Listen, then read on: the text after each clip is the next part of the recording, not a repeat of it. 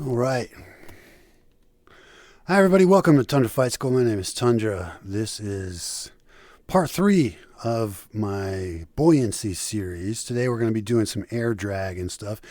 There's already been another video that I did, but it didn't have any sound, and people were saying, "Oh, where's the sound, Tundra? We like it when you talk." So here's me talking. It's going to be a little bit more info dumpy than the previous. I call it like a behind the scenes or something. I'll just kind of like talk about stuff because there really is a lot to like that I learned from kind of doing all this, and I can kind of dump a little bit of that on you guys if you want. So yeah, let's get started. Here, let me get the camera set up. Look at me. And go back up a little bit. All right, so we've got our cardboard box. And next to the cardboard box, we've got these little pieces of cardboard.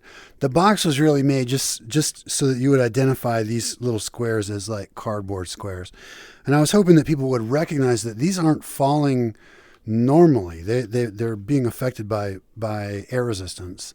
It's very subtle at with just like static air resistance, but it's still kind of a cool effect anyway, and it certainly ramps up when you start putting this into the little wind cube that I've got here. So the cube, there's nothing to it. There's not even a collider or a trigger or anything. It's really just a particle field area that's got some wind speed defined. And that moves the particles that are attached to the little piece of cardboard, which get reset every frame, but they're being measured for the amount that they're moving outside of the rigid body's movement. And so you get not only do you get the rigid body's movement, which gives you calculations that you can do for how fast the rigid body is moving through the air.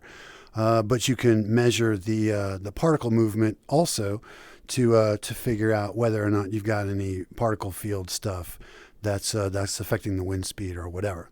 I think that system is kind of lame, actually. The rigid body movement is spot on. That's really, really good. But the particle field stuff is a little bit not great. It doesn't always detect properly. Different things like the duck whirlpool that I had, that doesn't work well for the air drag stuff because the particle velocity reports a weird number. Anyway, it's more information than you need. It's just my thought on the whole thing is that I would want to move away. If I were to continue this, which I'm not really planning to continue this, but if I were to continue this, I would want to move away from like the particle field type stuff and go straight into like some kind of vector field stuff. And so I may actually revisit this if I get into doing some vector field stuff, because I think that would actually be really, really slick. For a lot of stuff besides just like air drag, I would actually use vector fields on like the elbow locations and things like that, because I think there's a lot that you could do with that. Anyway, moving on. So we've got our cardboard box. It's got the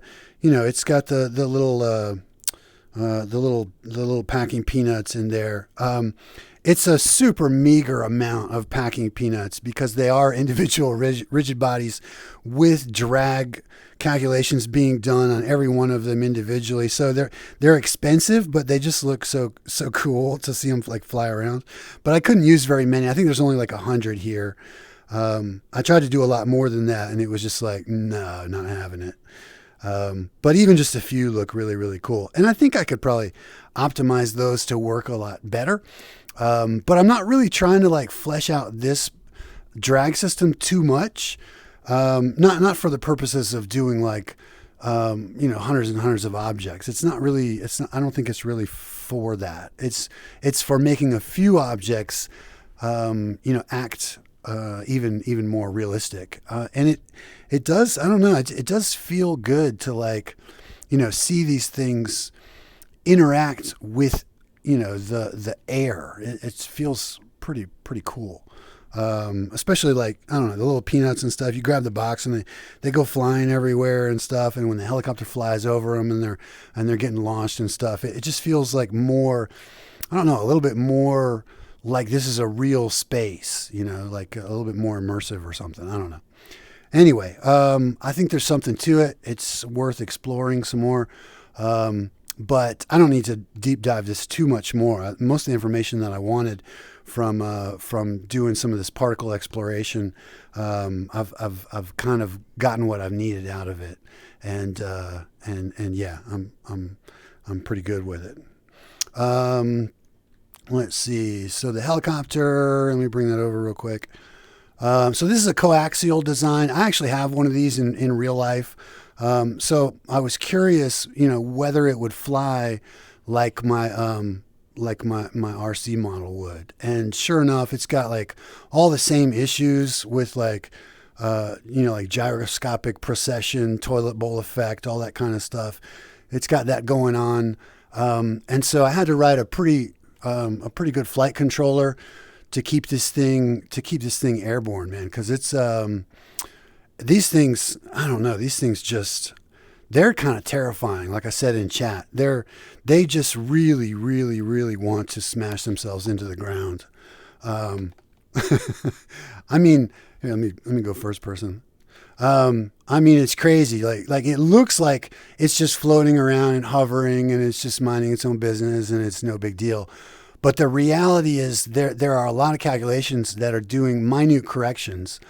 So you can, here, let me bring it down for a second. So if I bring this down, so you can see, that the top rotor tilts. The bottom was fixed, but the top one does tilt.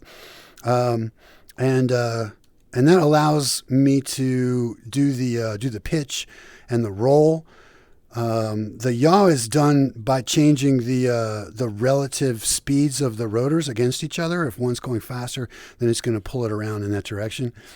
And so let's see. What else do I want to talk about? I was talking about the flight controller. So yeah, the flight controller for this thing is just I don't know. There's not a whole lot to it, but it does have to measure like, is the copter going up or down? Is it tilted left? Is it tilted in which direction? And try to do corrections for that, because otherwise this thing just really, really, really wants to smash into the ground as hard as it can. So the wind underneath the copter that's just a wind zone that's bolted onto the bottom of the copter. It's not actually creating wind with the blades or anything. So that is kind of fake. But the motion of the copter, it's really getting lift from lift forces from the blades themselves as they travel through the air. It's measuring, just how much, how fast they're going and what's the relative speed of the air and any wind zones and stuff. Versus the movement of the blade, and then it's applying that to the normal of the particles which sit on the surface, and yeah, it gets lift and drag from that. These are only doing like pitch related forces, although there is like Bernoulli effect type forces also. In other words, like if you break down the wind into a couple of different vectors, if you have like one that's just going across, and then one that's going into or away from the normal at the surface, where the particle is, then you can calculate, well, should this push on the blade in the direction of the normal directly, or should it actually like pull? If it's going across the surface, should it pull? Because of like a Bernoulli lift effect. It can do that as well, but it's not using that for these blades because they're not curved. There's not more particles on the top than there are on the bottom to simulate a curve or anything like that. So it's getting all its lift just from the pitch of the blades. This thing does fly just like the one that I've got in real life. It's very, very similar to that one, and it's actually really cool that it models so well. And like I said, it looks like it's just kind of like nonchalantly hovering around, but the flight controller is doing a lot of work making little micro corrections to keep this thing airborne. Otherwise, it would just immediately smash into the ground. It's crazy, just like how much rotational force there is that wants to take this thing in bad directions. So yeah, that's pretty much it for the video. Was just that and the pinwheel, and I do have water still here, and added the buoyancy stuff to the floats on the bottom of the helicopter. So that's kind of cool that the systems kind of work together. It's not that big of a deal at this point. Let's see what else. The pinwheel is just kind of cool. It's literally like the same as the. I was trying to show that it was literally like the same as these little these little cardboard cutouts, and these are the same as the ones that are on the copter. So you can see here, if I zoom in a little bit, you can see that there are like 12 particles representing this the surface area of each blade, and that's pretty much it. It's pretty basic application of drag and lift forces, typically based on like squared velocity. So yeah, I mean that's kind of how the thing works. It seems simple and straightforward, but I can tell you that it was a real pain in the ass to build a nice, smoothly working design and also flight controller to make the whole thing work. It was a lot of time invested in that, especially considering that I'm not really trying to go down this road, in the game. It's nice to have like a toy to play with or a little mini game or whatever. But, I'm just trying to get better at particles and stuff. Let's see, anything else? I don't know how old you guys are. I'm old school. So this reminds me of some like really old, games that I had when I was a kid, like, what was the name of it? Choplifter, and, flying around like this. I could see you make a game, where you have to like land on different pads in different areas of the board. And in that respect, it reminds me of an old game called Space Taxi. Don't know if you guys ever heard of that, but I think you could really like build this out into like a fully fledged, like little space taxi game where you're like picking up fares and like taking them to another place on the map, and based on how rough your flight is and how long it takes, you get more or less money per fare. Anyway, some cool stuff to think about. What else? Since this is like a behind the scenes, cardboard box. This is a terrible, terrible physics object. Don't do this. I mean, it works pretty good. It looks pretty convincing and everything.